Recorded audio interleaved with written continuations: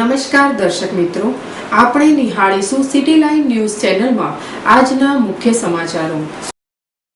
આજના પોલીસ વડા પીસી ઠાકુરે શહીદ પોલીસ જવાનો અધિકારીઓને શ્રદ્ધાંજલિ અર્પી।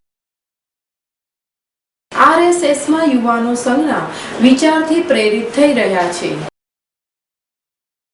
બોગસ ફેસબુક એકાઉન્ટ ખોલી ઉદ્યોગપતિને બદનામ કરનાર શાળા બનેવીની ધરપકડ।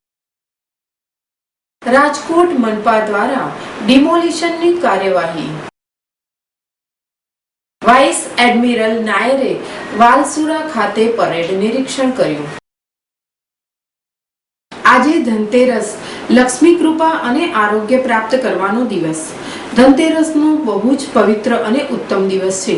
લક્ષ્મી માતાની કૃપા, શરીર આરોગ્ય પ્રાપ્ત કરવાનો સૌથી શ્રેષ્ઠ દિવસ છે। આજે શહેરના મહાલક્ષ્મી મંદિરોમાં દર્શનાર્થીઓની ભારે ભીડ જામી હતી।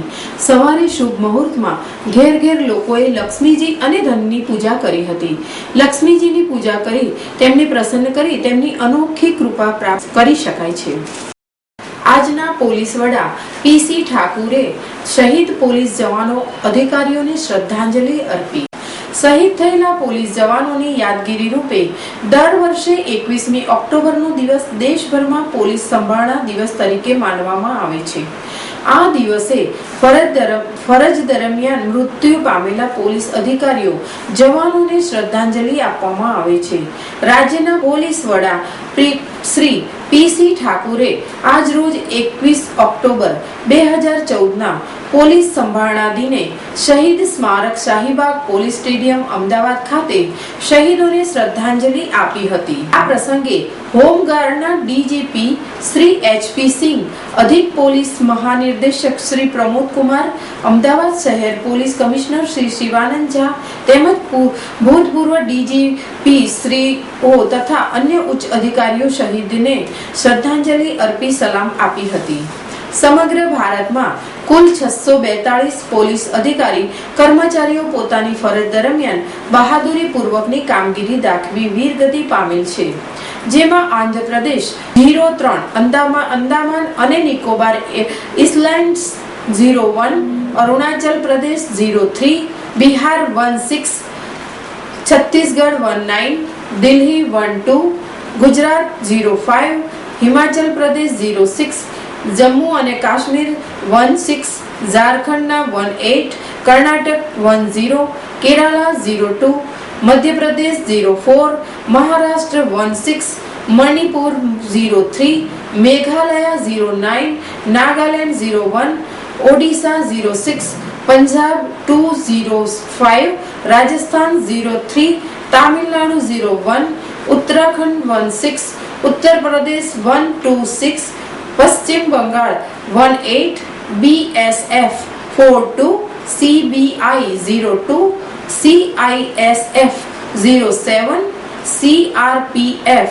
43, ITBP 11, NCB 01, NIA 01, RPF 13, SPG 01, SSB 02 નો સમાવેશ થાય છે। एक ही बात होगी, शहीदों की चिताओं को लगेंगे हर वर्ष में। वतन पे मरने वालों का बाकी यही निशान। ये जो शहीद स्मरण दिवस है हर वर्ष गणराज्य भारत आंतरिक सुरक्षा की जवाबदारी जिनके कंधों पर है भारत की पुलिस पे, उनके शहीद जवानों ने स्मरण में मनाती है। 1962 के लद्दाख की हिमालय की पहाड़ियों से जब CRPF के जवानों ने देश की सरहदों की रक्षा करते हुए अपने प्राण के बलिदान दिए थे, तब से अब तक हर वर्ष जिस तरह से गौरववंती इतिहास है भारत की सेना का, जितने भी युद्ध हुए हैं भारत की सेना ने अपनी शहीदी देकर भारत की सीमाओं की रक्षा की है, उसी तरह भारत की पुलिस ने जिसके कंधों पर आंतरिक सुरक्षा की जवाबदारी दी है, हर वर्ष भारत का गणतंत्र जिंदा रहे, भारत का ओज, भारत का तेज, भारत की अस्मिता, भारत का अस्तित्व जिंदा रहे। हर वर्ष कश्मीर से कन्याकुमारी तक, कोहिमा से गुजरात तक भारत की पुलिस ने अपनी शहादत दी है। इसलिए शहादत दी है कि भारत के नागरिक अपने लोकतंत्र का उत्सव का हर क्षण आनंद ले सके और उसी कसौटी में हर क्षण मेरे भारत के पुलिस के बंधुओं ने अपने जान, अपने आन कुर्बानी देश का इकबाल बुलंद रहे, देश का इकबाल बुलंद रहे। उसके लिए आतंकवाद सिर्फ राष्ट्र के लिए नहीं, संपूर्ण विश्व के लिए। और आप जानते हैं आतंकवादी सोशल मीडिया का जिस तरह से ये जवाबदारी से हम नागरिकों द्वारा इस्तेमाल हो रहा है, इससे जो आतंकवाद की बल मिल रहा है, उसके लिए भारत की पुलिस विशेषज्ञ है और इसका परिणाम आप देख रहे हैं। अभी भी जिंदा है और शाश्वत जिंदा है। देखिए, जैसा मैंने कहा, भारत के नागरिक हर उत्सव को अपने आनंद से, उल्लास से मनाएं, तो भारत के दुश्मन नहीं चाहेंगे भारत के नागरिक उसे आनंद और उल्लास से मनाएं। तो उसकी जवाबदारी हमारे कंधों पर है। हम सदैव सतर्क हैं, सावधान हैं और हम गुजरात की जनता को और भारत की पुलिस, भारत की जनता को हमेशा से ये गारंटी देती रही है आज़ादी के बाद कि आपके उज्जवल जो आज है, कल है, उसके लिए हम अपने उज्जवल आज की बलिदान देते रहे। और आज ये पुलिस संभालना दिवस उसी का एक प्रतीक है। इनपुट्स आते हैं, उनकी अपनी संजीदगी होती है, लेकिन तैयारी रखनी हमारी जवाबदारी है और वही जवाबदारी नागरिकों की भी है। हम अपना स्वधर्म निभा रहे हैं, नागरिक अपना स्वधर्म निभा रहे हैं। नागरिकों को यही संदेश है, आनंद उल्लास से अपने उत्सव को मनाएं। हम बैठे हैं, अच्छी नींद सोएं, हम बैठे हैं सतर्क, सावधान, आपकी अस्मिता की इच्छा की। આરએસએસમાં યુવાનો સંઘના વિચારથી પ્રેરિત થઈ રહ્યા છે। રાષ્ટ્રીય સ્વયંસેવક સંઘનો વ્યાપ વધી રહ્યો છે અને ખાસ કરીને યુવાનો સંઘના વિચારથી પ્રેરિત થઈ રહ્યા હોવાથી 2013ની સરખામણીએ 2014 ઓક્ટોબર સુધીમાં સંઘની શાખાની સંખ્યા 4000 વધી છે। આરએસએસની અખિલ ભારતીય કાર્યકારી મંડળની 17 થી 19 ઓક્ટોબર દરમિયાન લખનૌમાં સંપન્ન થયેલી બેઠકની માહિતી આપતા પ્રાંત અંધ સંઘચાલક ડોક્ટર જયંતિભાઈ ભાડેસિયાએ કહ્યું છે કે રાજ્યમાં 2015માં કાર્યકર્તાઓની 3 દિવસીય શિબિરનું આયોજન કર્યું છે, જેના માટે અત્યારથી જ 20,000 જેટલા નામો નોંધાઈ રહ્યા છે, જે દર્શાવે છે કે ખાસ કરીને યુવાનો સંઘના વિચારથી પ્રેરિત થઈ રહ્યા છે। સ્વયંસેવક સંઘની અખિલ ભારતીય બેઠક લખનઉ 3 દિવસ મળી હતી।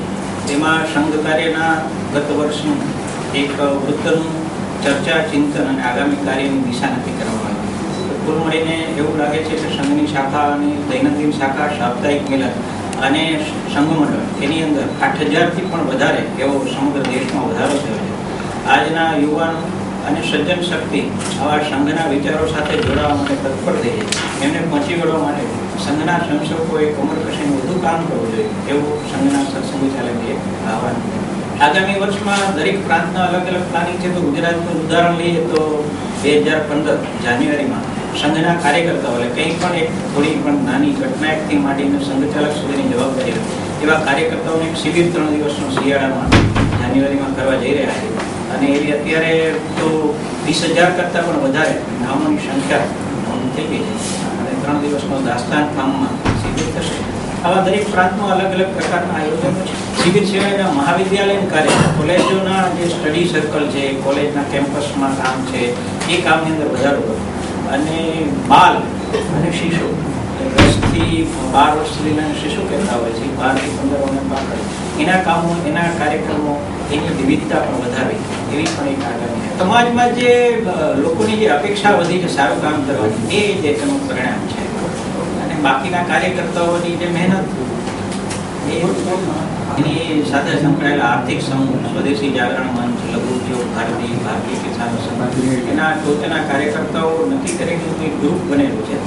જે તે એના સરકારી જે કન્સર્ન વ્યક્તિઓ છે એની સાથે બેસી અને યોગ્ય વિચાર કરે છે. જે મને વાંચવાની જે માહિતી મળી છે, અમુક એવી વસ્તુઓ છે જે આપણા દેશમાં બનતી નથી, વિદેશોની અંદર, જે ખાસ કરીને લશ્કરના સાધનો વગેરે, એની અંદર કંઈક એ છૂટ વધારે આપવી જોઈએ, પરંતુ જે આપણા દેશમાં બની શકે છે એવી વસ્તુઓ છે એની અંદર એનો વિરોધ કરવો છે. સ્વાભાવિક છે કે એમાં આપણો સ્વદેશી ભાવનું જાગરણ થવું જોઈએ.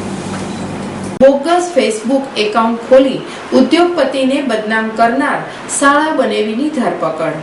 ખોડલધામ ટ્રસ્ટના ટ્રસ્ટી અને જાણીતા ઉદ્યોગપતિ નરેશભાઈ પટેલનું ફેસબુક ઉપર બોગસ એકાઉન્ટ ખોલી તેમને બદનામ કરવાનો પ્રયાસ થતો હોવાની 7 મહિના પૂર્વે ફરિયાદ નોંધાઈ હતી.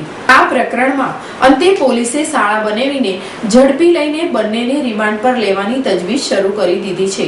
નરેશભાઈ પટેલના નામે ફેસબુક ઉપર બોગસ એકાઉન્ટ ખોલી કોઈ શખ્સ તે એકાઉન્ટ પર પોતાના રાજકીય અને સામાજિક આગેવાનો સાથે ના ફોટા મૂકતો હતો તેમજ ઉશ્કેરણીજનક લખાણ લખતો હતો.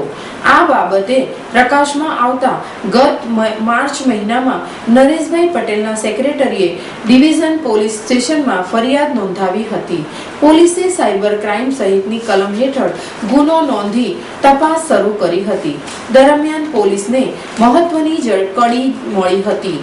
કાલાવાડના બાલપરનો વતની અને રાજકોટમાં કોઠારિયા રોડ પર સ્વાતિ પાર્કમાં રહેતા જિગ્નેશ ઉર્ફે જીગો મનસુખ સાંગાણીના મોબાઈલનો ફેસબુકના બોગસ ખાતામાં ઉપયોગ થયાનું ખુલતા પોલીસે જિગ્નેશ સાંગાણીને ઝડપી લઈ અને પૂછપરછ કરતા તેમણે ગુનાની કબૂલાત કરી હતી.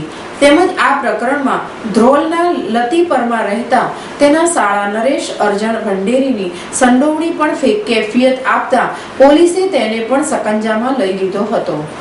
ખોડલધામના પ્રમુખ શ્રી નરેશભાઈ પટેલના નાવના ફેસબુક ઉપર સને 2012થી 2014 સુધીમાં કોઈએ ખોટા ખાતા ખોલાવી તેઓનું નામ બદનામ થાય તેવી રીતના પ્રચાર કરેલો, જે બાબતે તારીખ 28/3/2014ના રોજ રાત્રેના પોલીસ સ્ટેશનમાં ગુનો દાખલ કરવામાં આવેલ, જેની તપાસ શરૂ કરવામાં આવેલ અને ટેકનોલોજીના સહારે તપાસ કરતો 2 આરોપીઓ નરેશભાઈ અર્જણભાઈ ભંડેરી તથા જિગ્નેશભાઈ જીગો મનસુખભાઈ સાંગાણી રહેવાસી કોઠારી રોડનાઓનો નામ ખુલેલો, જેઓને ધરપકડ કરવામાં આવેલ છે અને નામદાર કોર્ટમાં રજૂ કરી 2 દિવસના રિમાન્ડ પર મેળવવામાં આવેલ છે.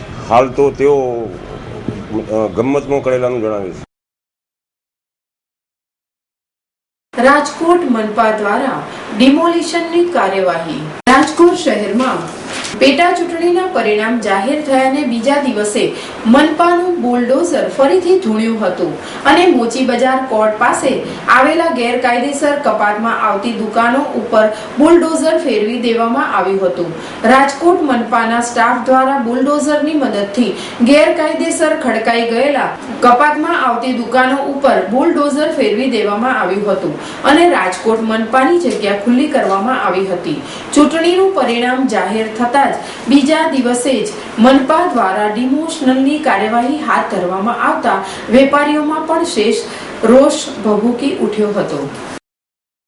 વાઇસ એડમિરલ નાયરે વાલસુરા ખાતે પરેડ નિરીક્ષણ કર્યું.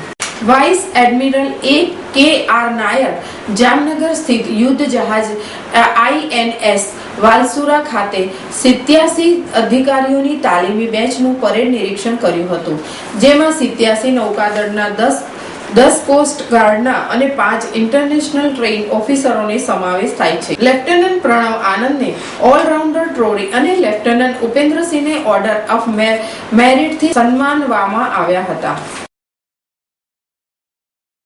આપ નિહાળતા રહો સિટી લાઇન ન્યૂઝ ચેનલ. આ હતા આજના મુખ્ય સમાચારો.